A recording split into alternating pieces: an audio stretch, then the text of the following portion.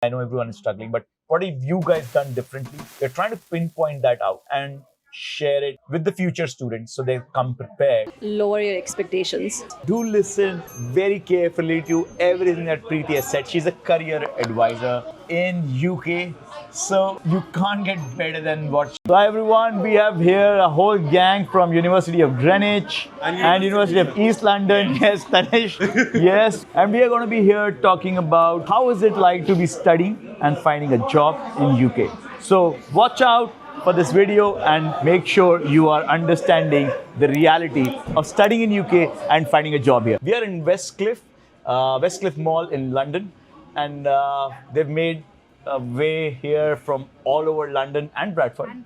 Yes, yeah. So guys, please make sure that you watch this video till the end. We're going to be talking about how do you build your career in UK if you want to be part of the education industry, and we're going to be covering various types of job profiles, including teaching, administrative, recruitment, and different roles that these guys are going to be sharing all their insights about. Now I'm going to be switching to a different mode where I'm going to be focusing on them because I'm not so important, but today they are the heroes. So thanks for everybody for joining. And we are going to be talking about how do you build a career in the UK. And if you want to stay connected with us, subscribe to our channel and stay tuned for more. So let's get started. Hi everyone, so my name is Preeti. I'm from Chennai, just a little girl who came here with loads of dreams. So I came here as a student and currently I'm working as a career advisor. So I studied in University of Greenwich. At University of Greenwich. And Yes. where are you working now? So I'm working in a college called SECO. So I work for admissions. So I recruit students for the college. Brilliant. That's fantastic. And just tell us a little bit about what were you doing in Chennai? Where did you study? What did you do in your undergrad? So yes, dating back to the Chennai days, I think I did my schooling and I studied biology, maths, and then I chose engineering, and then I came here for MBA. So completely different streams, but I think that's the reason why I'm here today. Yeah. No, I'm a fellow engineer MBA, so nothing wrong with that. I hope so. At least I wanted to switch my career from being technical to the administrative field. So I think that's the reason. Right. And what switched engineering did you do? So I did EC, Electronics and Electronics. Communication. And which university? That was from Anna University. Basically, it's PEC. No, This Anna is- University, everybody Yeah. knows. You're from a top university. Yeah, brilliant. And you went to University of Greenwich. Which course did you pursue? So I did MBA in International Business. MBA in International Business. And which year did you graduate, Preeti? I graduated 2023. So I came here more than 4 years ago, 2021, and So you had a 2-year program. yes. So the first year was study, and the second year was an internship program. Internship program. We're going to talk more about that. Definitely. Let's move on to the lady from Bradford. Hi, my name is Radhika and I'm currently working as admissions officer in Seacoast College. Basically, I'm from Delhi and I came in UK in 2022 and studied in University of Greenwich. I finished my MBA last year. Last year. Yeah. All right. And you also did a placement year. Yes, I did placement year as well. It was a 2-year course. So first year was studies and then second year was An intern. placement. Was a placement year. And so that seems like a good trend. 1 year in placement. That's fantastic. And tell us a little bit about your life back in India. What did you do? Okay, so back in India, in Delhi, I was in my bachelor's. I studied bachelor's of English honors. I'm a literature student basically. Wow. I used to write, and so I still write. So I did that in from SJT University, which is in Gurgaon. Okay. Yeah. And of course, I think this is a country for the writers. Yeah. I was in Oxford, and every author I knew, and my limited knowledge was from there. So Yeah, phenomenal literature. that you get to be here in UK. And what role are you in right now, Radhika? Okay, so right now I'm an admissions officer, and Preeti, she's my senior. Yeah. Yeah. So I when I joined Seacoast College, I was an academic coordinator. Then I shifted to attendance officer, and right now I am admissions officer Admissions officer at Seacoast at College. Seacoast College. Yeah. Brilliant. And now we have the man who helped us organize this all. Yeah. Hi there, everybody. How is everyone? Hi, my name is Tanish. I was born in Lucknow, but I was raised in both Delhi and Lucknow actually. So a little bit of my background. I did my bachelor's in bioinformatics, which I did from Amity University, Noida. Everybody knows about it. And then I actually worked in Bangalore. I worked in Mumbai. I was scientific officer, which I was working for the rare disease and cancer genetics. And then later on, I decided to have a notch of my entrepreneurial journey. So I did a small business pan India with my mom. So we did a designer, like she had a designer store. But I scaled up. I actually helped her to scale up the businesses. And then later on, I decided, what should I do now? So at this stage, I was in a way choosing between the science and between the business. And I decided to go for an MBA in business analytics. I think that aligned more with my bachelor's, like in a way that I did bioinformatics, and I was more analytical. And I was like, I always love logic behind things and creativity. So, and business is all about that. If you apply logic with creativity, I think you can scale up anything in this world. And when I came to the UK back in 2020, I think what I was doing, yeah, I did my MBA. I completed, and that was a very harsh year, to be honest. We all hit the COVID, and the COVID was quite jarring, but I took that opportunity. Actually, in a life, what I believe in, anything could be an opportunity. And when I used COVID as an opportunity to complete my education and get back to the working sector, I have never decided about that. What should I do now? So I do not know what made me choose education field. I think there was my professor who kind of guided me through, but it was kind of interesting. So I started working. What you just listened from Radhika and Preeti, I was working in marketing and recruitment. I was recruiting students, and then later on, I think it was one of my, colleague, his senior colleague, I would say. His name is Saeed Jaffrey. So he recommended me to CCOS. I started my lecturing experience from there. So I never knew that I had the flair to teach as well. But that experience actually shaped me to the person who I am right now. And I'm also teaching for Birmingham Newman University. So it's a partnership college, okay? So it's been 2.5 years and it's going great, to be honest. So I really enjoyed that. So yeah, that is what it is. So right now I'm sitting with Piyush, as you can see, and I'm just sharing my journey with all of you. Thank you so much. So, guys, if you had a professor who looked like that, I don't know what you would be studying in class, right? But yes, I think that's fantastic. Thank you, Tanishq and Radhika and Preeti, for that fantastic introduction. We are three of us. I've never done this before, to be talking to three fantastic people at the same time. So we go one by one, right? We start with Preeti. So Preeti, I think the key question that our students want to understand is, how do you see the UK right now, and how do you see the education industry? I think the universities are also coming under a lot of pressure. There are new regulations coming under the white paper. How do you feel the opportunities in the space of education, especially in the role that you are in? So I think the current market right now, there used to be a trend that everybody comes to the UK, gets a job, earns in pounds and all of that. I think that has become harder now, because the days when we used to come, we had many opportunities here, like we had career fairs and then all of that. And most of the time we used to be in the career fairs, or like like networking events and all the stuff. So the probability of getting a job compared to now is to the past is I would say like we just discussed. So basically when I came here, so we had to for a job we had to compete with almost like 300 students. So I think that has doubled now. So for 600 students of the people coming now need to compete with another 600 students in that case. So absolutely, I think the number of students has gone up. Yep. So the opportunities probably have not. Less, yeah. So the competition has doubled since you guys were there. And of course, I think as Tanishq said, he came during COVID. So he was one of those really crazy ones who were willing to risk it all, so... No, I think I also came. Okay. I think yes, if I'm right, I took the last flight before the lockdown. And then there was a whole lockdown, and the next we didn't have for the next intake was very quiet. Right. The September intake. So you are saying that the competition is almost doubled. Yes. And what do you think about the education industry in specific? The education industry, I would say it's a long persistent industry. For example, education has been throughout, and it's very active in all times. It's not like any startup that would go down or anything like that. People will obviously keep on studying. So it's a very persistent industry.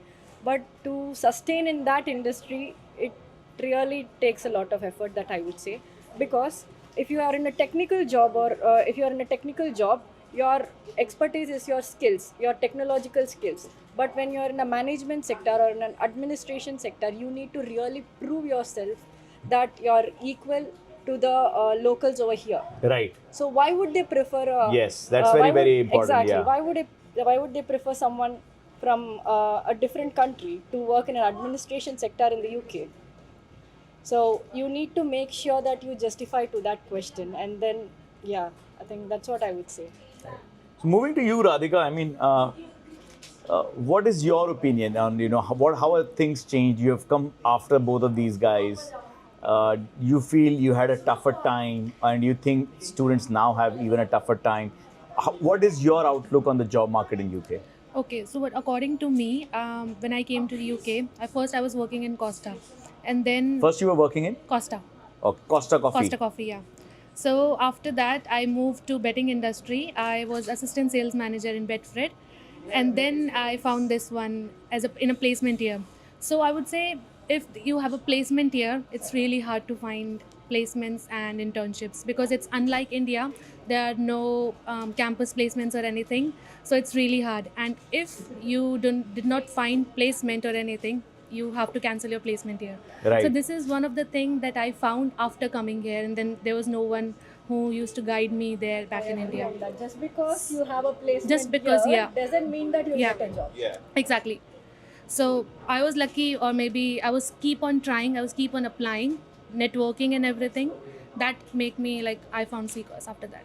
What I'm trying to understand is, would you still recommend for students to come with placement year? I would say not really, because it's like uncertain if you find it or not. It's totally up to you. That I would suggest do not take a placement year. But that gives you one less year of working, right? Yeah, but still you will get 2 years of PSW as well right now. But in future, I don't know what will be the rules. yeah. I think we are recording right now Yeah, where sure. the white paper is still not fully. So I wanted to add something regarding the placement year. So basically, the placement year is a part of a degree. I think I went through a rough time because when you have a placement year, only if you finish your placement year, you get a job, you work, your degree is done. And if you don't find a job, neither you get the degree. So that's the challenge in that. So everybody aims that you have an additional year, you can have more time. But this was one more challenge that most people wouldn't be knowing regarding So what this. happens if you don't get a job? You don't get your degree? Yes. For example, if you have applied for an MBA, you would be graduating with an MSc, not as masters. But the placement year is really useful if you really want to get a full-time job. That's the experience that you will be learning that would take you forward to your next job. But finding the placement is the crucial factor. So it's a tricky thing to do. It's not a simple answer. Yes. Yeah. And on top of that, like for example, you've completed your placement year, and after that you have to make one report. And if you're passing that report, only then you will be getting your degree, because they stuck me, to be honest. Okay. So I'm the personal experience. I think they are all the best examples but of what can go wrong what and can- what can go right. Yes. What can go right when everything has gone wrong? Hashtag. Brilliant. And moving to you, Tanish, quick thoughts on what's your outlook on the UK job market right now? Okay. So at this current moment, I would say the UK job market is testing people in a very different way, I would say. So firstly, as an Indian or as any international student, you have to compete with the culture. Okay, you have to have that understanding that you might come to this country, you might bring certain values, and you might bring certain skills, but it is always about upskilling and upculturing in the way, if that is a word. Okay. What I have believed in and what we all believe in, it's everyday task for us to keep on learning new things in the UK. Second of all, we have to compete not just with the UK market, we are competing in an international market. Right. Because when you come to the UK or specifically London, you are not just here and you are not just meeting white people, you're meeting talented black people, you're meeting talented Latin Americans, you're meeting talented Europeans. And just imagine when a City has an average IQ of above 90. I think it's between the range of 90 to 100 is 95. If I'm wrong, the facts, you can check the facts actually. But just imagine your IQ and your understanding for to do your day-to-day living is a bit of a journey for you. So when I talk about the placement market now, it does add an opportunity. Okay, so when I came in, if I had not chosen that 2 years MBA with business analytics with a placement year, I wouldn't have gotten an opportunity where I could try and test myself in a market which could give me multiple of opportunities. So, just for an example, when I came in, I worked as a part time in a like a door to door. Okay, now doing door to door in India is quite different than doing door to door in the UK. UK people are receptive. UK they understand it. I still remember those times, and I was telling to Radhika and Preeti, I think I still remember that time. I was doing it in the harsh winters. I was wearing 7 layers, okay, clothes. The winds were freezing, and I sometimes couldn't even find places to pee even because UK when you come to the UK there are very less pee spots. Okay, And you gotta find So, if you do yeah. it the India way. So you have to find your Indian way to do things. But anyways, that kept me going. You have to be very strong-headed at those levels actually. So I would say, why not? Why not? If you have that grit, if you have that talent, if you think that passion can add value to your success, and you want to try something different in your life, go for it. I don't think so. Anytime opportunity, people always. I think there's a thing which I don't understand about people. Oh, I have got 1 year. I have got 2 years. So when you say 1 year, you have got 52 weeks. Is that right? And if you break that 1 year down to 52, and then the days, and then and the hours, you've got majority of hours. Okay, you might have to compromise on your sleep sometime. You might have to compromise on that food to have that 3-course meal. You might not have the 3-course meal. You might have 1-course meal.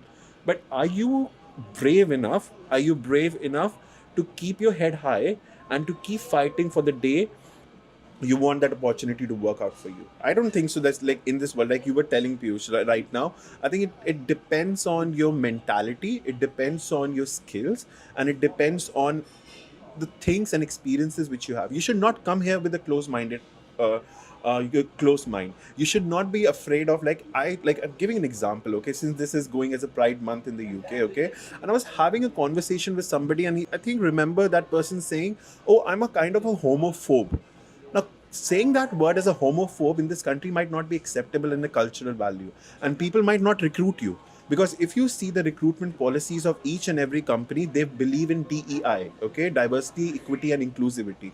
If you can't have your understanding of diversity, equity, and inclusivity, then you might be good back in India, where you are working in a very close structure. You might be working in a very close environment of the people. So, be that person. If you're coming to the UK, if you're coming to the international market, you might have to maybe put down your thinking in a box right now and accept the new culture.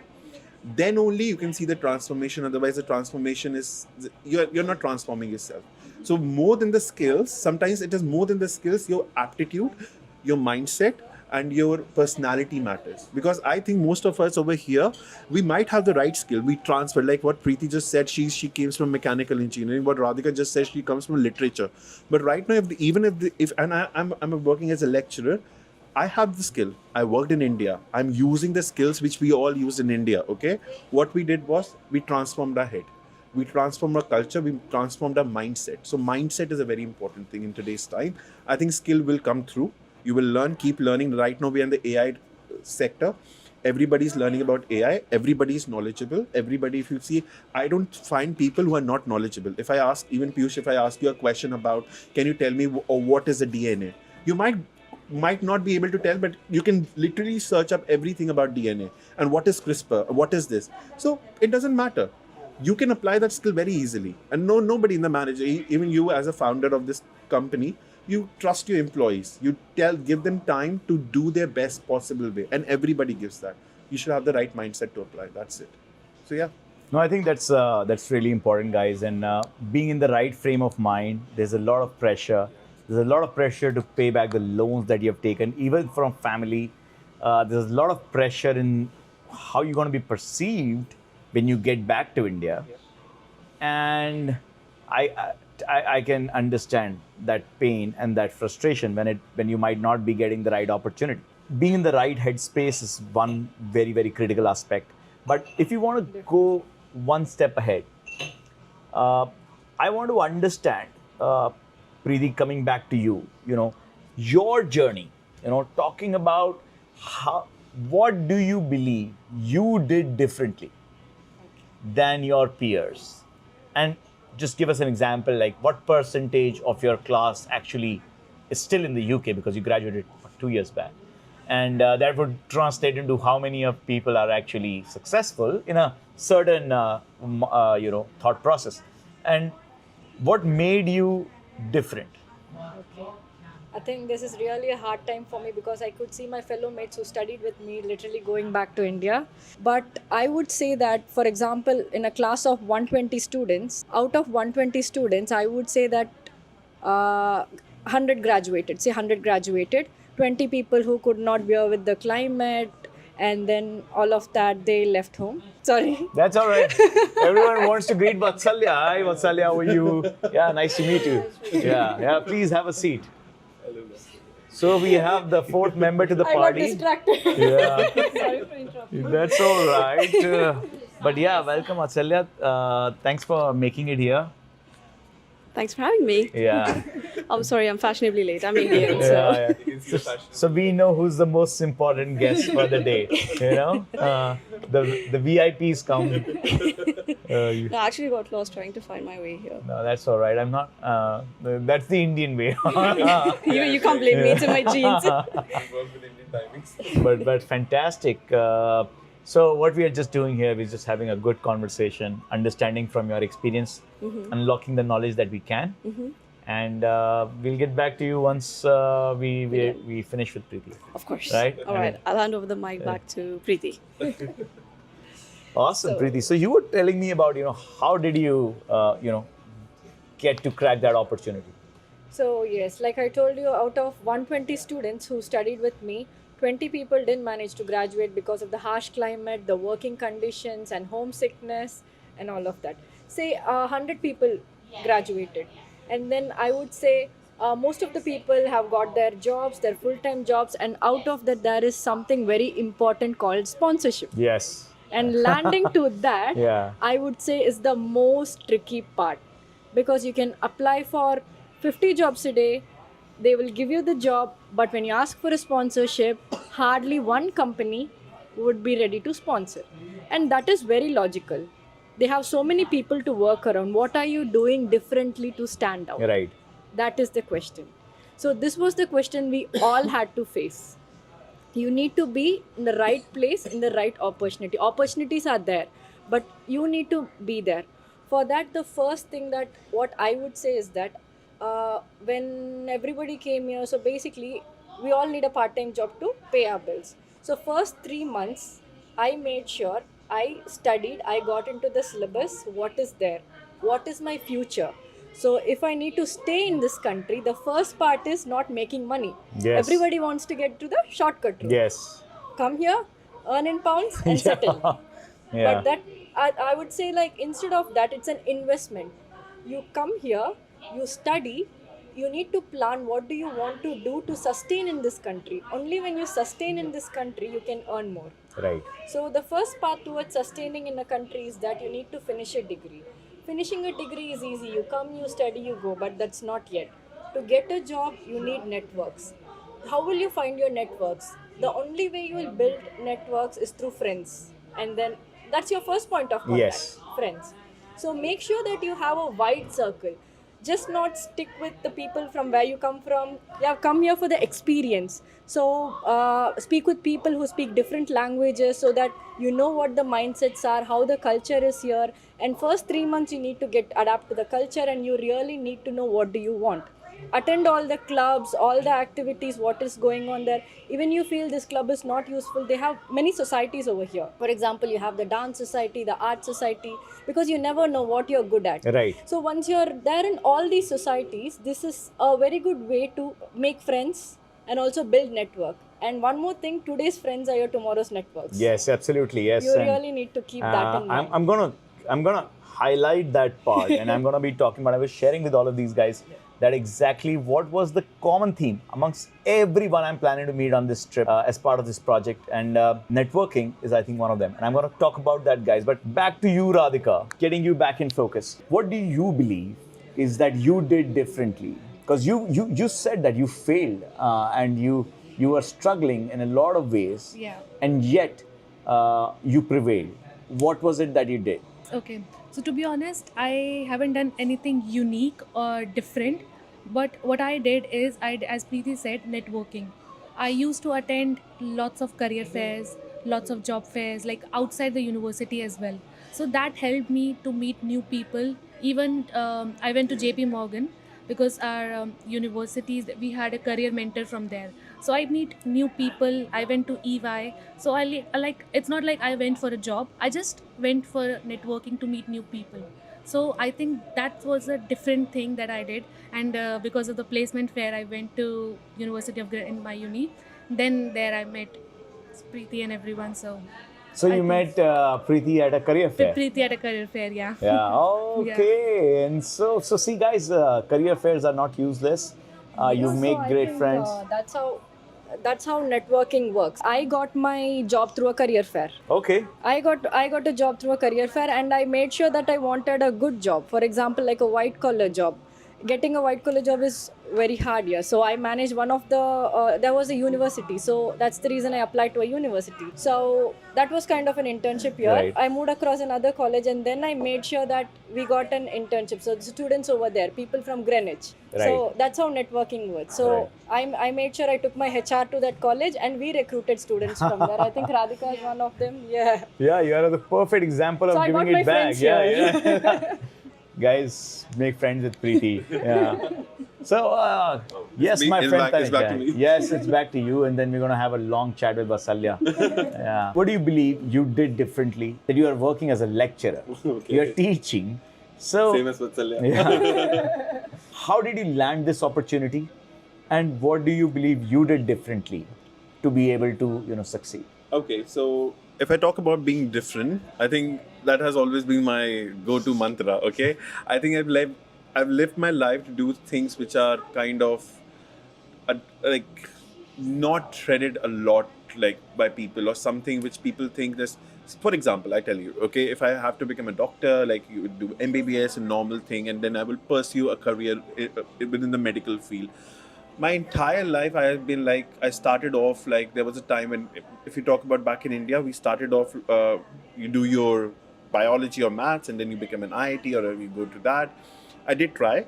I probably got into some private medical colleges and everything, but I thought, no, that's not my calling actually. So I chose different thing. At that time, I think back in 2013, bioinformatics was just kind of introduced. It was coming into the market, and then it all went through, and I chose that career because I wanted to enjoy biology and I wanted to learn biology through differently, and that is back in I would say a decade back. Okay, now coming to the right current aspect, what I did differently was to fit somebody's box and actually align with the values, because I think Preeti just said it's very important. If I have to be recruited by anybody, for example you as well, Piyush, okay, how can I fit your check boxes so that I am scalable, and second of all, skillful enough so I can meet your levels and your standards. So this is what I kept my mantra in my life.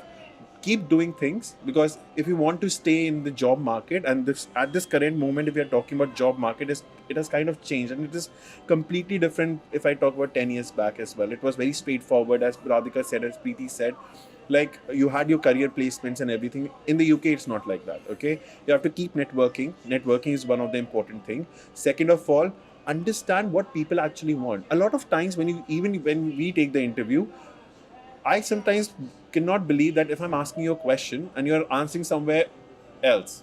How? Why? You have to fill my shoe as well at that moment, because I'm here to recruit you.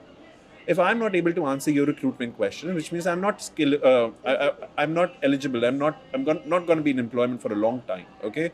So yeah, being different over here means you have to see what other people want, And if you have to open up your business, what kind of business are you thinking about? Are you thinking something different? Because right now, if you see social media, every kind of business is there. Okay, everything is there. I think yesterday I was having a conversation with another guy from India, and he said, I want to do something in hotel management, business, this and that. I said, choose your career. What actually is your aspiration? Because if you do not have that aspiration and passion, you would be good for So what nothing. you're saying is like you need to be focused. and You be- can absolutely. You have to be focused. You have to understand yourself at first. You can't like it's from within to outside. So that is one. So thing. tell me, how did you find about Seacoast College and how did you find about this opportunity? Network again. Network. I was talking about. We were working. Me and Preeti. We were working at Chiswick College. Chiswick College. From there, we got network. We got a tutor who was teaching for Seacoast College, and he recommended us. He said, "Why not? Would you And like?" how did you get HEC College? Huh? How did you get the first college? The first college, it was through again through a professor. So within my network, I was studying in University of East London. I've spoken to you a lot, so I know the story. That's Yeah, why it's that's okay. the story I'm trying to get. But yeah, I Sorry. think so. It's all like you were mentioning about Yeah. networking, right networking, Yeah. right opportunity, and whether you have got the bandwidth in your head to actually see whether that is an opportunity or is it something. Because a lot of time, do you know what happens? People say, "Oh, it's not of my standard. Should I go for it or should I not go for it?"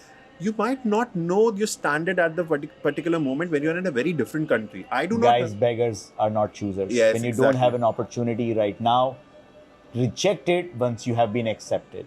I would say to each and everybody, try. Do not stop trying.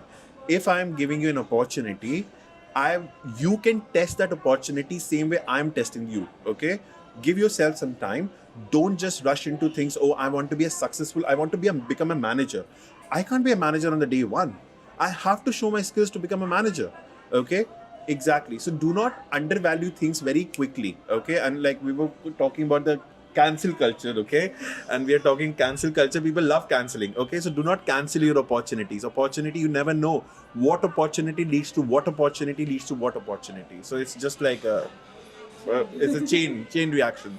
Yeah. So our friend Tanishq, he is so talkative and so social. He got his first opportunity from his professor, who recommended him for his first opportunity. Where from his tutor, he got the second opportunity, and we now here talking to him. So guys, make sure you're talking to your faculty, your professors, and of course, don't think any opportunity is small, because right now you are still looking for one and you don't have any. Thank you, Tanishq. Thank you. For that wonderful insight. And coming to the lady of the day, Vatsalya. Hi. Hi. Now we have not been properly introduced, so I'll just share a little bit about myself, and maybe that we're gonna take it on camera. Why we are doing this, why we are here with all these folks, is simply because as an individual who helps students to come to different international destinations, I believe it's very important for me to know what's happening on ground. And this is something that we started last year. And we said that we're going to be visiting all the countries where our students are going to, talking to genuine, actual students, sharing your feedback, unfiltered, candid, gande se ganda, achhe se acha, And the aim is that the students that we are supporting should know the reality before they make their decision. And hence, that was the start of our channel, Study Abroad with Piyush. If you guys really want to, continue getting this information, subscribe to our channel, and we're going to be sharing a lot of this opportunities, a lot of this information with us. Can you just tell us a little bit about yourself? Of course. So I'm from Bangalore. I was actually born and raised in a really small town called Dharwad, but I did my engineering for 4 years in Bangalore. So I'm a former engineer. I moved here in 2021 for my master's in MBA. I did that for 2 years. During my second year, I did my internship with my university where I studied. Which university did you study? University of Greenwich. Did that for about a year. But before I jumped into that marketing role, I actually worked with Preeti and Tanishq for 3 months as a lecturer. And that's where I was able to experiment or like dip my toes in the water for lecturing job. Obviously, when I started off, I didn't set out to become a lecturer, but because I had the opportunity to try it out for 3 months, taking a gap of 7 months from lecturing actually made me realize how much I like it, retrospectively speaking. And I really enjoyed teaching because it enabled me to engage with people, have intellectual conversations, and stay up to date with everything that's happening in the world. You don't really get to experience this with a normal desk job. I think that's why I went back to lecturing. So it's been 2 years since I've been a lecturer, a year in higher education, and right now I'm working with further education, which is British teenagers essentially. There's been way too many differences, two completely different experiences, but I think so far I've been loving it. You said that you started with lecturing, Yes. then you went into marketing, Yes. and then you came back into lecturing. Yes. So what do you teach? I teach business in general. Mainly marketing would be my expertise because I did my internship with Alma Mater for a year. So I take pride in that. I'm sorry, I keep mentioning it. No, that means you love Greenwich. I love Greenwich, absolutely. And Amazing. big shout out university. to University of Greenwich. I think you guys are doing a great job. You have 4 of your students. We are here talking to them, understanding how their experience at Greenwich has been. So you also did the 2-year MBA, the one first year and the second placement year. Yeah. And in the placement year, you interned within University of Greenwich. Yes. What did you do in that placement year? So I worked with the marketing team for MBA students. Right. So we were essentially having conversations with the MBA students on how to curate their CVs, how to look for jobs. We spoke to different recruiters and tried to get them to hire our MBA students. At University of Greenwich, we have a huge number of international students. So they usually face a lot of troubles trying to secure a job or an internship. For a course like MBA, like the one that I did, it's mandatory that you do an internship in your second year. And a lot of students were failing in achieving their MBA degrees because they weren't able to get an internship. That's where we came into picture. So you turned your problem into an opportunity. That's the entrepreneurial part of you. Most of the universities in the UK have designated or dedicated teams that help international students with CVs, with different opportunities. They liaise with different companies and try and get as many recruiters as possible. So that was the team I was essentially working with. Right. That's how I was exposed to CCOS, and I was exposed to other companies as well, where I could potentially find a sponsorship in the future. Right. So I would say that working with that in that role has definitely helped me look at how recruiters work or how CVs work and the importance of being in touch with the recruitment team in your university. That's fantastic. I think it's so very important that you are in touch with your university, your professors, anybody you get to know. And how do you believe is the job market in UK right now, especially the education sector? With the education sector, or generally speaking, I think at the moment, the job market is very, very, very saturated because you've got international students and home students. And when I say international student, I'm not just saying Asia. We've got Americans, we've got Canadians, South Americans, African students, people from Portugal, Spain, all around the world. And these are brilliant students, mind you. It's not just that, you pay a lump of sum and you come over to UK and do your university and try and find a job. No, these are actually really highly capable and highly intellectual people who fly here and they're trying to get a job. So imagine competing with that set of crowd. It can be really, really difficult. I feel like a lot of the companies have already hired the best pick in the crowd. And when normal people, I would consider myself as normal or below average, when someone like me tries to apply for a job, obviously my chances are very, very, very thin. Firstly, because there's no openings available. Secondly, I'm competing with extremely brilliant minds from Harvard or Cambridge or Oxford, Durham, etc. So I think that's where we stand right now. What do you believe got you the opportunity? Is it just that you were there before time, or you did something differently to land the role that you have? So the role that I'm in right now, I got it just 6 months ago, which is not that long ago. I would say the very first thing that got me that job was being persistent. You will fail at the first 200 applications that you make. You will fail at the first 500 That's the rite of applications. passage. Yes, and this number keeps increasing as the months go by. So I'm saying 200 now. A couple of months later, it's going to be 300. A couple of months later, it's going to be 500. And that number is going to keep increasing exponentially because of how many students are flooding into this country on a daily basis. So obviously, close to September, everybody's trying to find an internship, everybody's trying to find a job, or people are trying to find a place in university. So the competition is going to rise. The only way you will make out of this is being persistent And secondly, what my colleagues talked about is having good network. Good network. And the third thing in the mix that I would say is being lucky, which is being in the right place at the right time. But how you would be in the right place at the right time is by being persistent By being everywhere. everywhere or putting yourself in a Yeah. position where you can get lucky Get lucky. with the job. Yeah, so luck doesn't just happen to people. A lot of my students who are teenagers are like, Miss, why are we even studying this? People just get lucky when they start a job, or people just get lucky when they start a business. That's exactly what I try to tell them. They're not lucky by chance. They put themselves in that position to be lucky. lucky. Because if you look at their history, working history or studies history, these people who start a business, who eventually become successful, are probably graduates from Durham or Warwick or Cambridge or Oxford. They didn't just get lucky. They've studied, they've got the qualification, and they've positioned themselves with the universe in a way that they actually got lucky. Right. These are the three top ingredients for success, I would That's it. say. What do you believe, will you guys be able to get like a sponsorship from the job that you currently have? I got sponsored last year. Oh my God. A note to CJ, we want confettis.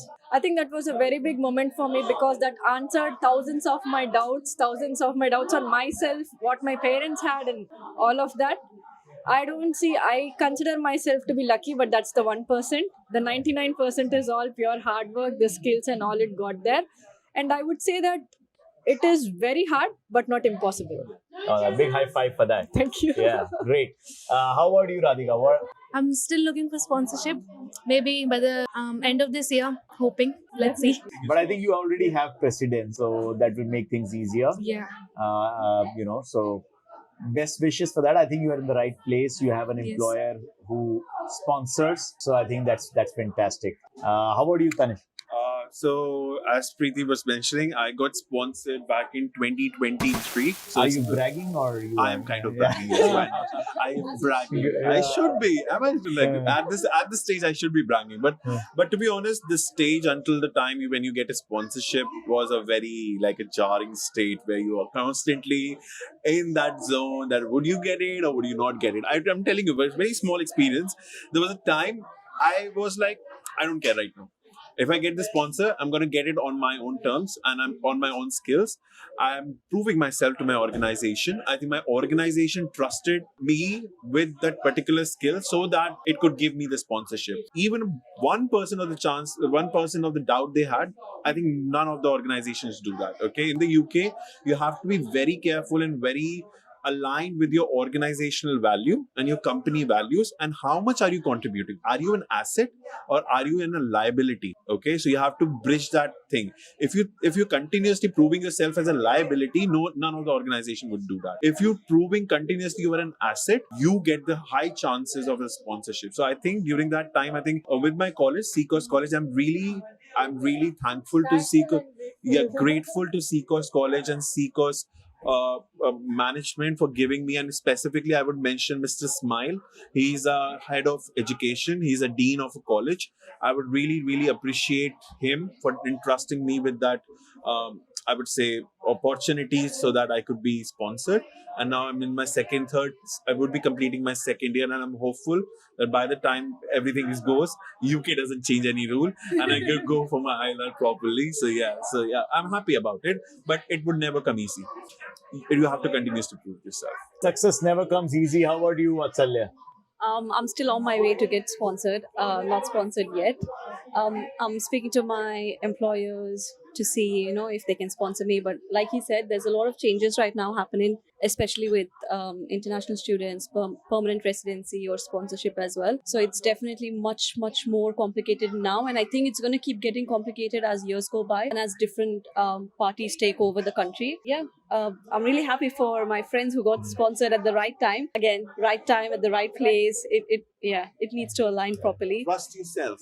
Yeah, trust yourself, be persistent, and yeah, you'll make it. I think you guys form a great team, supporting each other, and I'm really excited to be in your company, and I'm knowing that you all will be, supporting each other through this journey. Yeah, kind of actually. At this stage, we kind of like a backup or like we're backing up each Trauma other. bonding. Trauma bonding, yes. I'm very familiar with that. Yeah. Just to touch bases with how Brexit has affected the scenario in the UK. I don't think Brexit directly impacts international students, but it has definitely contributed in multiple ways that we can't really see on the surface. For example, because of Brexit, a lot of Europeans flocked into the country, and they live here now permanently on an IRL. What this has caused is increase in cost of living crisis. It's increased rents exponentially. Obviously, availabilities of jobs has gone up because there's more people coming into the country. On a UK student visa, you can't travel Europe anymore, so that's a disadvantage. You will have to get a Schengen visa. Unlike if you decide to study in Germany or Italy, you can just travel across Europe without another visa. Again, because of Brexit, it's just it acts as a hurdle for a lot of things, but also in the background, it's actually hurting the country and hurting international students a lot. Right. That's what I And would say. what's your plan B? If you don't get sponsorship, what would you do? What's the link? I would happily go back to India because what I have experienced personally is the kind of talent that I've met in Bangalore during my engineering days. It's very hard to come by that kind of talent here. I don't know how to explain it.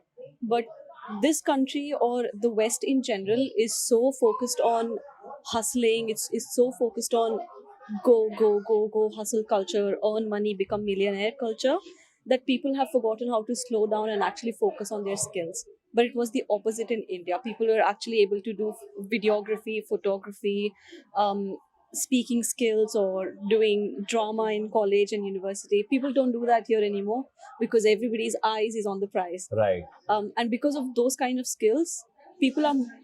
This is just, again, this is very subjective because it's my opinion. I found people in India or my friends in India to be of higher in intellect in general. And they just had different ways of doing life and different ways of doing things. Obviously, it's two different scenarios, two different struggles, because when you're back home, you feel like, oh, it would be nice to live in London. When you're here, you would be like, oh, it would be nice to have a slow life. It would be nice to be on a beach right now. So the grass is always going to be greener. Right. It's up to you which grass you decide Right. to water. Right. Yeah. That's a great way to put it. And I think one has to make the best of what they have. So, Preeti, you are, I think, the best person for this, right? You work in career services. You help students understand what opportunities they can get. To be a career advisor, what are the skills that are essentially required? So basically, to be a career advisor, so I work with the recruitment of local students here. And then talking about our Indian students, I feel they are more hardworking. I think we are the most set of hardworking people that we meet here. By blood, we are hardworking, so that's already in our genes. That's already checked. So just to add to that, a few more skills and then to get that. So as a career advisor, I would say that the first skill you need to have is your communication. It's not about your English, but it's about the communication. Nobody is expecting you to speak the British kind of English over here, but you need to communicate with people. You need to put yourself out there, speak to as many people you can. So my first job here was a sales advisor. Right. To be precise, I was working in this mall. Okay. Exactly in this mall. While I was working here, I was thinking, I used to come here every day morning, open the store, close the store. My job here used to convince Which store was that? It was ProCook. For example, you have Home Center and all of that in India, right? So it's a similar kind of a retail store. And I started my job as a sales advisor. So what led me to being a career advisor was sales advisor at some point of time, where I learned speaking to different kinds of customers. So when you speak with more people, you know how the market is and all of that. You gain a different perspective. So I would say that communication is something which is more important. And the second one, like we all discussed, is networking. So when you start communicating, you start building up friends. You get acquaintances. Right. So that's the second step. Then the third step is, once you gain this, you need to master at least one of the skill. So once you know you're really confident in this, for example, you want to work in the administrative sector, you can't become a manager in a day like Tanish told. Yeah. To become a manager, it takes a lot of effort. You need to start from the basement and intern, Right. and then grade 1 officer, then work in your team, perform the best, then become a team lead, then goes the manager level. So I think you need to be patient. Right. Hard work and all of this is okay, but you can't reap all the efforts in a day. So you don't have to assume that you will become whatever you want to be on day one. Exactly. But it's a journey and you've got to be patient for I that. think it was 4 years and more than 5 to 6 job roles I had. You're right. There were times when we keep on changing our job roles, but I would say that stick to your skills, not the job. Not the job. I think That's that's something. that's so important. Exactly. And I don't think it can be better put in words. So stick to your skills, Not your job. not your job, and I And think it's then you will always rise. I think that's thank you, Preeti, for that phenomenal advice. Radhika, just tell us a little bit about your day-to-day role. What exactly do you do, and what skills are required for you to get that job? So, first of all, I'm working as admissions officer. My job role is daily I'll be allocated files. I have to prepare them and I have to just follow up the pending documents, and I have to call Preeti most of the times. Preeti, this is the doubt. What should I do? And so I have to, like, after that, once the file is prepared and everything, documents are there, so I have to call students for the interviews. That is the most difficult part. Not difficult, to be honest, but once you're used to it, Yeah. yeah, daily basis. So yeah, and after that, sending offer letters and everything. This is one of the like daily tasks of mine. And what skills got you this job? Lot of them, to be honest. Yeah. First is communication skills, as Preeti said. One of the core Networking was skills. one of the main. Yeah. Now I want to get to the professors. What I want to understand is, and I think that's very interesting and very different. What would you look for in another lecturer that you will hire? Let's go one skill at a time. Right. You do one, I do one. Right? Are you looking for any additional certifications that somebody might have done? What are those that you would recommend? I'll start with the certifications just so that we can get it out of the way. I think there's a lot of certifications that you can do online or courses. I've heard of QTLS, or you've got teaching and learning certifications for further and higher education. I think doing them will definitely guarantee you a job, regardless of what background you come from. Because right now I'm working with a lot of other lecturers who come from retail background or hospitality background, but because they have a teaching qualification, they've managed to secure the job. And these qualifications are paid or they are free? Most of them are paid because these are qualification accredited by the government, I think. Or And like, how much? Just take an example of one certification and walk us through how do you get that? I would say the cost wise, it could be anywhere between 500 to 1,500 pounds. So it can be a bit pricey. Some of the certifications are at your own pace. So just like Coursera or Forage. This would be a 6-month long certification, and you will also be required to get observed by a peer to complete the certification. There are also different certifications in India that I think you don't need to be observed and you can do them remotely, and they're probably cheaper as well. But it really depends on what kind of lecturer or professor you're trying to become. Because if you've done education qualification in undergrad and postgrad before, then you probably wouldn't need these But qualifications. how does one understand and figure out what certifications to do? How should one go about understanding this in depth? I would say a lot of research. So when I decided to do the qualification, I didn't really have any guidance, so I had to do a lot of research and understand what qualifications are available, which ones are accredited by the government, which one would be valid for the colleges or field that I'm trying to work in. It depends, because in UK they have loads of qualifications and courses. Which qualifications did you do QTLS for QTLS? Yeah, learning and teaching for further education. for further Yes. education? You've got PGCE as well, but PGCE is more like university, so it'll be for 2 years. QTLS is like a fast track way to get there. And how much time did it take you? 6 to 7 months, And how much did it cost? £1,500, but my company gave me a discount, so I had to pay nothing. Okay, so your company covered the cost Yeah. of training for you. Yes. Brilliant. And how about you, Tanishka? What do you say? Suggest on the certifications part.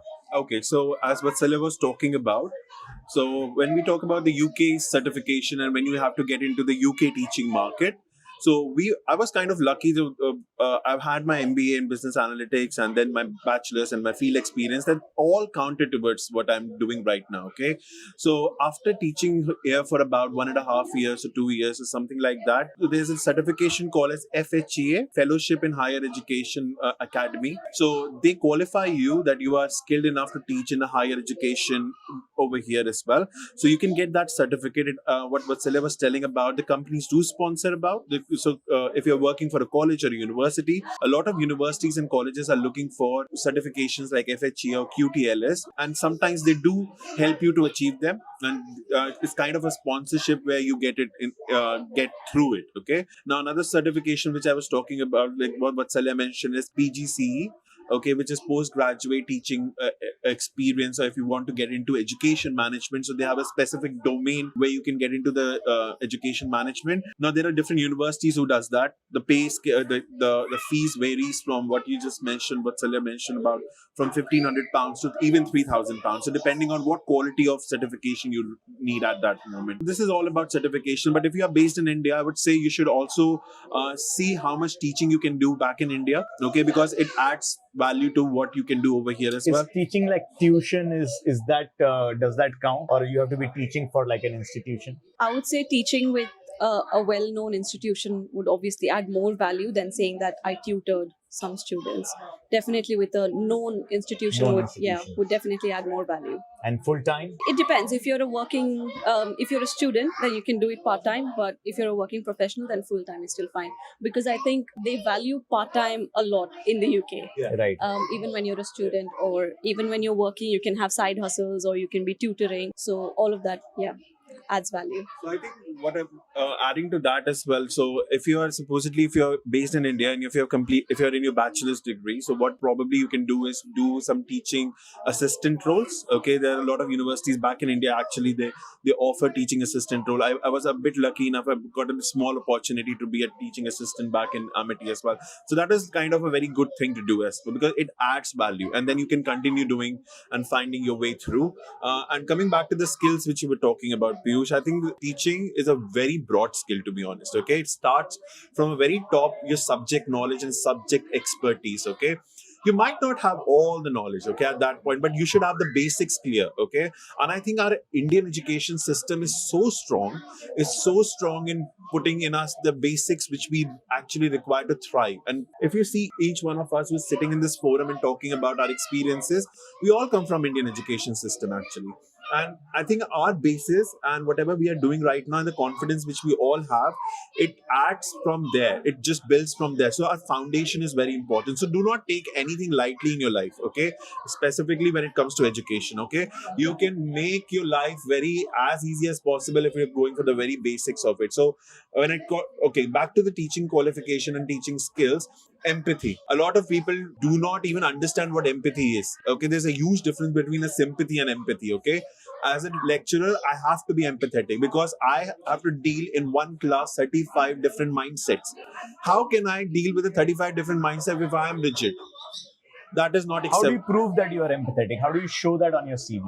Yeah, okay. So proving this, like when we talk about the CV, there could be any experience or any supposedly client handling, okay? And we do a lot of client handling if you talk about the technicalities of sales or marketing or any domain. Okay? How well did you make that client journey and went through into their shoes and make that as a success? So that actually acts as empathy. I don't understand why people don't use that as a skill more rigidly as possible, because I think most of the UK job market and most of the international job market, one of the core elements is they are looking for empathetic people. If you cannot be empathetic in today's world, I don't think so you're going for a very long way, to be honest. Another thing is problem solving, critical understanding. And there are plenty of skills, but just all starts from core expertise in the subject, and then the empathy is a big thing. Because if you go back to your school teachers as well, they were empathetic. That is why you remember those school teachers who were like, oh, she was the best school teacher I ever had. Why? Because anybody remember that you remember that particular person because they were there for you. They were empathetic. They stood with you. That is how the teaching, you become a best teacher or best anything. Okay. So I think that is what we have. I'm not saying I'm a best person at the empathy zone right now. I'm still building on it. And teaching is an experience where you keep transferring learning skills from our students. Like our students, if you remember, they teach us so many things that from the very beginning, from the very start of the point, from recruitment to the teaching where we come for, I think we're learning so many things still. Like you should always be open to learning as well. So yeah, that's it. This is a very passionate field, education. We all are sitting in education sector. It is less competitive, to be honest. If there is a recession happening, might be your chances of being redundant will be very low as compared to the Amazon or Google. So probably if you're thinking to go for Google and Amazon, You might consider other things as well. No, that's Tanishq selling his career to everybody. But Vatsalya, one more question for you. When you are there in your classroom, how do you see the students perceiving you? One, a female lecturer, two, a lecturer of color, and a young lecturer. So, how do you feel in the classroom? Yeah, I think I hit the jackpot when it comes to hurdles because I tick all the marks. When I first started off, it was extremely intimidating. And I was obviously very nervous. But as days went by, I realized that at the end of the day, they're human beings as well. And it's just a point of perspective, or it's just a point of what kind of relationship you build with them and how you level with them to try and get them to understand what's important and what's not important. And once you've built that mutual trust, mutual respect, you have a really good relationship, teacher-student relationship. I think 2 months, a lot of my students started opening up to me about their personal problems, and I think this is where empathy plays into the picture. If you're not empathetic, you won't be able to build that relationship with students. Not just students, I think anyone in general. Yes. But you especially need it in education field, because unless you have empathy, you can't get respect, you can't get their attention, you can't get anything from your students. Now really. you feel comfortable with your class? Oh yeah, definitely. Yeah. I feel more comfortable, and Because I think that would be one thing which everyone would have in their mind. It's same to what I had when I started this YouTube channel, that how would people perceive me, and I'm now out there in the open. Same with as a faculty, you are standing in front and like yeah. 50 kids looking at you. It's a very vulnerable state of mind, and also physically speaking as well. You're in a very vulnerable state because anybody can throw any verbal nonsense at you, and you Yes. need to be very quick. You need to think quick on your feet on how to tackle this, or how to set a tone or set boundaries in your classroom. Did anything happen? I've had so many experiences. So a student of mine actually had not jury duty. He had trial. So this is an 18-year-old student. So he got into trouble with the law and he had a trial. So he came into my lesson late one day. I asked him, "Why are you late?" He looks dead in my eyes. He goes, "I woke up late." He put me on the spot. I didn't know what to say to him, but I went back home. I tried to understand what reply could I have possibly given him. And I think in the future, if someone says that I woke up late, I would be like, can I use that excuse to my manager? So I would confront my student asking this. If I can't use this excuse to my manager, you can't use this excuse to me. So setting boundaries or trying to understand how they work. But again, I think I'm going to circle back to empathy, because I didn't know that he had a trial that morning. So I could have gotten very angry. I could have embarrassed him in front of everybody. I could have lost my control, and I could have just gone apeshit. Sorry, I don't know if I'm allowed to do that, but yeah. Candid and unfiltered. I could have gone completely ballistic and took him out to principal, Yeah. dean, whatever. I just asked him to step out of the classroom until he figures out a good excuse to come back into my class. And I think that's where empathy and learning how to diffuse tension is a really important skill, not just in teaching, but I think in life, because you're going to meet so many different kinds of people. You're not going to know how to handle them because there's so many different types of people. So learning how to keep your cool is very, very important, I would say. So Yeah. we're going to come back to you, Preeti. Have you had any uncomfortable scenarios where you had to figure out how to react? Oh my god, I'm just selecting which one Which to one? say.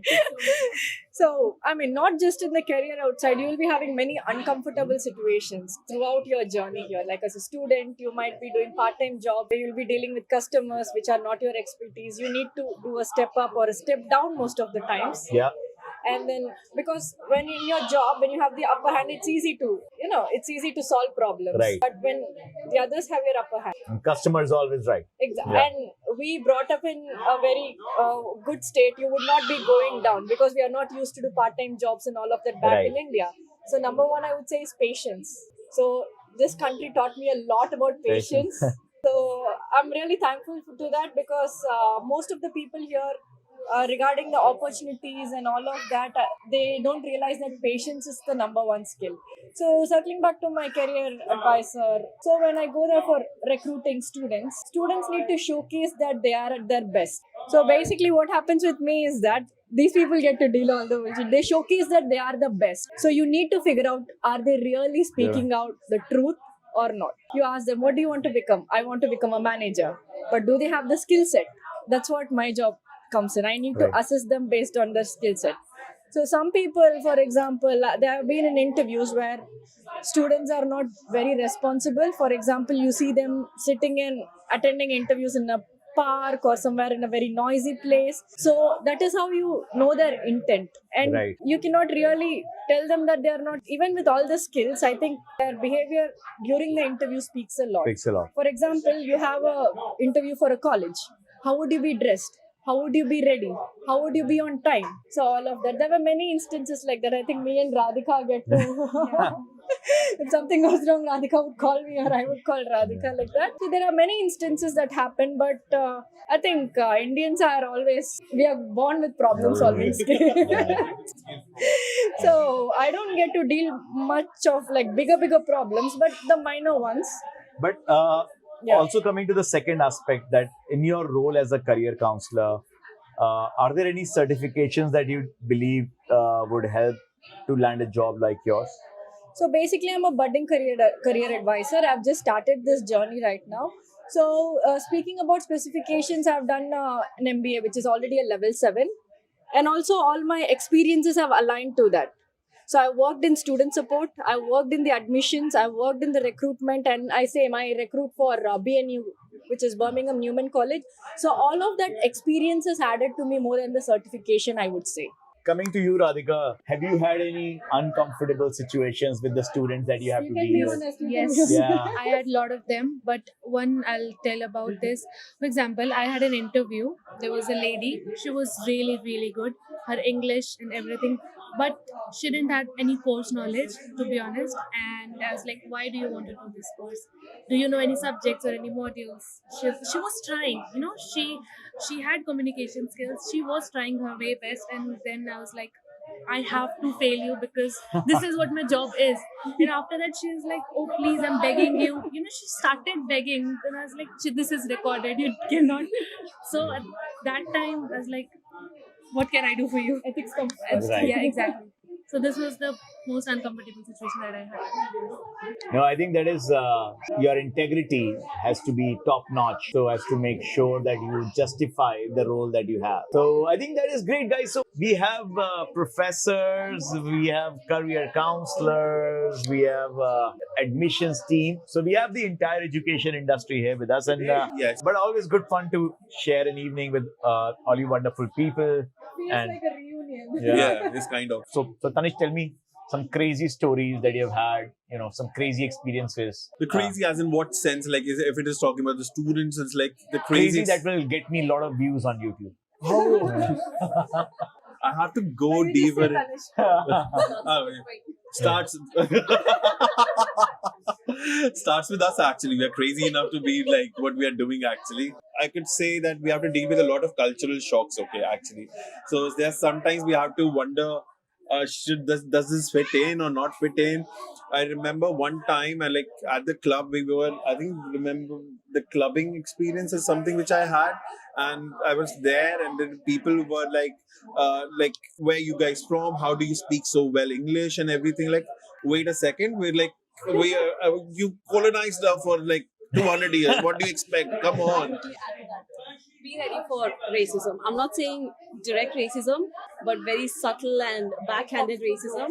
Yeah. Because I think people don't really realize they're being racist by asking, "Oh, how can you be from India? How do you speak so good English?" Yes. I'm like, All the time we get "We have questions like schools, that. like, sorry." So yes, all the time we get questions like that. How can you guys be so fluent in English? I said, wait a second. Ask your people how they left us with nothing but the English. So we are trying to become next Sashi Tharoor. Probably, maybe not, because his vocabulary is next level. But anyways, like talking about that, that's the craziest experiences which we can get. And in terms of culture, in terms of people, in terms of a lot of things we are changing in our lives, like left, right, and center, in order to accommodate us in this new country altogether. Like it's been 5 years now. I've like pretty much accommodated. To still we are struggling with a lot because I have a question. Have you ever been arrested? arrested or as got in trouble with the police? not really. We are nice and sober people. Okay, we mind our values. Emphasis on sober, but not like, probably Yeah. I was like, there was one time I was peeing in public place. Yeah. Okay, so And I that's think. Tanishq admitting it on YouTube. For your- Sorry, UK authority. I didn't do it for purpose. I couldn't find any loo. You guys need to have some loos in the UK as I'll well. give you his address if you need it. Oh, come on. No. But yeah, so like there was one time I was like, I was peeing because I couldn't find, and there was like a guy from the top of his house. He's like, "Hey, you, what are you doing over here?" Like, wait a second. I could not handle my pee. Otherwise, I would have peed in my pants, bro. If that was a scenario. But yeah, that's the craziest. Been there, done that. So So I think that is very interesting. You should have fun in your life. Yeah. You should do things which makes you stand out of the box. Probably live your experience too. Actually, like don't bound yourself to things. Okay, experience probably another kind of relationship probably. But yeah, not get tested and tried. But let's see. But it's gonna be so much fun to explore. But anyways, like it's like so million views hit. Okay, probably get like. Yeah, accommodate. I like the craziest. I think the recent one. We went for a drag. I think we saw a drag, so that was a quite interesting. Pride So month, so yeah. it's Pride Month actually. London is quite bustling in like when you're in the Pride Month, and because London and the culture they keep celebrating things every now and then. So a Halloween experience. I was like entirely dressed as like what Shakal of India probably or something like. Yeah. Yeah. So you would always find a community. I'm a very like I love hiking. Okay, so I'm a part of a hiking group now. I keep going for hikes, Canterbury, or I will go for Bournemouth or somewhere down the line. So keep exploring, keep your life interesting as much as possible. You want to, because at the end of the day. And I want to add to that as well. Remember, the people you meet over here, the friends you make are your extended family. Okay, the people you can see around, and you're talking to Vatsalya, you're talking to Preeti, you're talking to Radhika, you're seeing me. We are connected. We know that if anything goes wrong or something, I'm not able to find it. I would probably will call Vatsalya, I would call Radhika, I would call Preeti, and I would find a solution because they would be there standing with me because me and them, we are sharing the same kind of experience. Which we are building over here. So I think you should not get swayed away from making friends. You might have a different friendships, but those friendships stays for very long because you should remember when you are in a different country, you do not have your parents, you do not have your brothers, you do not have your sisters over here. Your friends become your extended family. Take care of them. Ask them to take care of you. And that is Tanishq, the professor, becoming all serious again. Then I'm trying to make it more fun. So we're back to Radhika. Radhika, tell me, what's the craziest thing that you've done here? A lot of things I've done. But to be honest, I would say you're gonna find lots of crazy stories and everything in tubes on Fridays and Saturday nights. Right. You're gonna find everything. People peeing in tube, people puking in tube, everything you're gonna see in Fridays and Saturdays. All the civility we see goes away on Friday and Saturday nights, yeah? You're gonna see everything. How about you, Preeti? What's the craziness that you have done? I think the craziest thing that I've done was on a regular basis Indianizing a Britisher. Indianizing a Britisher? That's all I could do, and I could do my contribution here. So basically, were friends of Indians, and there was this British girl. So she's my best friend till date. Okay. And then she liked our culture so much that I'm from Madras. She ended up cooking chicken Madras for me. Wow. And it's really nice when they know your cultures. First they look upon you, and then when they really come to know you, they'll be really privileged because we are really, like Tanishq told, we see everybody as our extended family. Here, to meet your parents, you need to take appointments. You need to what do you call, like schedules and all of that. We are not like that. We crash into a house. People get excited all of that. My first encounter with a local here was like, he asked me, "Oh, you come from India, the land of elephants." Yeah, man. Or the snakes. No. I told So I told him I used to go to school on an elephant, and he asked whether we had Wi-Fi. Come on, guys. You know who's the CEO of Google? You and I have a very similar sense of humor. I have done exactly the same thing to my friends in Mexico. So we do all crazy stuff. Yeah, like Tanishq told, I think what keeps you alive is exploring things here. I think that's what you're for. That is, I think. And one of the best things that I've done is traveling. So Where all have you traveled, Preeti? now I think I have traveled over like 8 countries now in 4 years.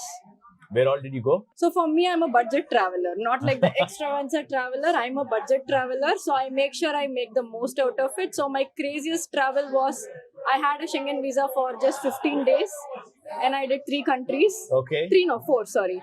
So it was Vatican City, Rome, Italy, Paris, and Germany, and then different places. That was one of the craziest trips that I had. And apart from that, small countries like Albania.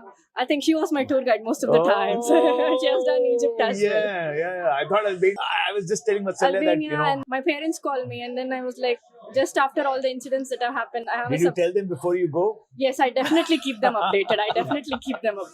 At least I tell them, Indian parents, where are you? How are you? Who are you going with? Where are you staying? Life update. I think the recent trip that I had was to Africa. Wow. Yeah. Yes. When did you go to Africa? For my birthday, it was a solo trip. So I wanted to do a solo trip all by myself. So I think I did that, and that was one of the best trips I would You know say. why guys I'm asking all these questions is because we become very serious when it comes to careers and jobs, and we end up spending our entire youth in this seriousness when it also means a lot about enjoying Definitely. this time. I really enjoyed when I was younger than you and maybe your age. I'm now much older. Yeah, age doesn't count. The age is a Ask number. Parish is the best person. Calculating. Why I'm asking these questions is because I think it's equally important to understand it. Are you able to I think actually have Vatsali fun? can talk more about traveling as well. What's the fun part in the 4 years? What part have you enjoyed? What have you done any crazy travels? I think I'm one of those people who is slightly more adventurous or slightly more trying new things kind of person. Ever since I've moved here, I've started going to the gym. I box. I got a lot of You tattoos. do boxing? Yeah. Oh, I I better do be scared. boxing. I got all of my tattoos when I moved here, and it's very weird because anytime I tell people that I'm a lecturer, they just look at me like, "We have so many tattoos, and you don't really look like a lecturer." I'm like, I go into work, I show off my tattoos. It's not really a problem anymore in the UK. The regressive mindset is definitely going away slowly but surely. And yeah, I've traveled quite a bit. I've actually met my partner in Egypt when I was traveling solo. Okay. He lives in America, I live here. So I've experienced quite a lot. I've made so many friends that are really dear to me. And I think I've made friends for life. Definitely being here gives you the opportunity to travel because GBP is so strong. So it becomes very easy for you to travel anywhere you like. So which all countries did you travel to?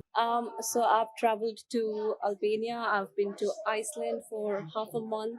I've traveled to Egypt for half a month. Been to Portugal for a couple of days. Cornwall, Scotland, and just everywhere in the UK. The craziest place I've been to is Nigeria, and I think Albania beats that. So good to hear. And I think you had a crazier experience than most of us. I don't see many students actually traveling that much. But I think it's important to gain new experiences, to meet new people. It's actually important to understand that can you actually enjoy and make more than just the hustle out of your time here. So it's so great to see that all of you have been able to have more fun as the same time while you are figuring out your life. True. But that's great. Coming back to what we were all talking about, do you think students should come to UK to study now or no? Raise your hand. Yeah. They should. Studies, yes, absolutely. For studies, definitely. Yes. Studies. Okay. How many think they should not come to UK because it's so tough and life's gonna be miserable? Jobs. Two of you actually raised hand on both. So I want to understand one by one from each one of you as to what would be your one message to everyone who's going to be watching this, especially Indian students who are going to be coming to UK. Lower your expectations. Even if your expectations are already at 50%, lower them to 10 or 5%. Don't expect anything.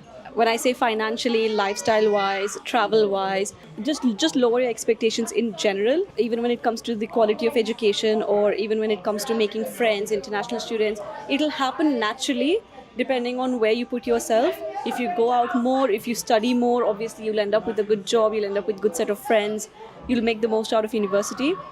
But if you come in with really, really high expectations, you fail to put in that hard work. because you feel like it'll just come to you naturally. So lower your expectations. Know that you're at the very bottom of the food chain and you have to make your way up to the top. That's what your mindset should be when you're coming here. So lower your expectation. Know that you're at the very bottom of the food chain and work your way up from there. That's my advice. If you want an international experience, come. If you want to study through UK norms, do come. But as what Saleh said, your expectations should not be like you could be the king in the first day. You have to make sure that you will make through. But if you look into the geopolitics of the world, you would see that things are opening up. You might find different routes to come to the UK. You might find through different aspects to explore your skills. You can build your experience in India as well if you have a right skill and right mindset. But I would say when you're coming to the UK, be prepared. Be prepared to show your skills at the best. Be prepared to face the cultural shock. Be prepared to fight with what Preeti at the very beginning said, with 600 or maybe 1,000 students, because they're all competing for that one bread which they want to continue with. Okay, so very strong mindset, strong set of skills, because you're competing with the international market, and right attitude. No judgments. I would say when you keep judgments alive, you won't go a long way. You have to make sure you keep your judgments in your pocket. You can be honest, but you should not be dominating on people. So be that mindful person and please work on your skills, because you are doing absolutely great, guys. Remember, you are human. We all get opportunities. Keep working on those opportunities. So in my opinion, you should come. So firstly, the day you come to the UK, you should be prepared for the worst. And you have to be very clear in your mind that why you're coming, that why should always be there. So like when I came here, I was prepared for the worst, that if sadko pe bhi sona pade, then I'll sleep on the roads. I have to settle down. Yeah. So this was my mentality the day I came. So I've been through lots of things, and there might be days when you'll feel like, oh, nahi ho raha hai, I have to go back. No, just prepare for that, and you'll achieve it. So just prepare that why. So talking about coming to UK, so if you're coming as a student here, 100% recommended. Yes.